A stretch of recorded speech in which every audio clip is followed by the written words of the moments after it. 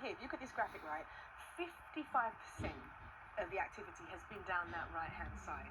Poland have to be wise to that and defend accordingly. Yeah, they do, and it's Wiankowska who's the left back, and I feel sorry for her almost because she's isolated, and it's not necessarily because she's been poor, but the overload is down her side. I felt against Germany, the Poland midfield were excellent at covering, the doubling up, getting people in the way, restricting balls into the box. They've not been as effective as that tonight, and they possibly at half-time do need to look at that, because too many times they've got a ball in, Angeldal's having a field day, just feeding those little passes, Aslani's willing to go behind, full-back supporting underneath.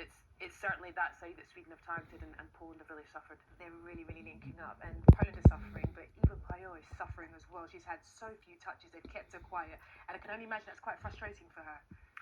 It is. I think that's probably the nature of the beast of these tournaments, though. She's the big name player, and deservingly so. She's an incredible domestic season with Barcelona.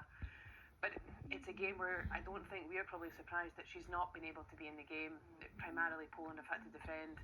And it's difficult, because what do you do when you've got somebody like her that's in that position? She carries that threat, but it's only 1-0. Yeah. So Poland aren't out of it. I think they need to make some tactical changes to just provide a bit more stability, to just allow them the opportunity to almost breathe, because I can imagine that feels overwhelming. Yeah, I bet it does.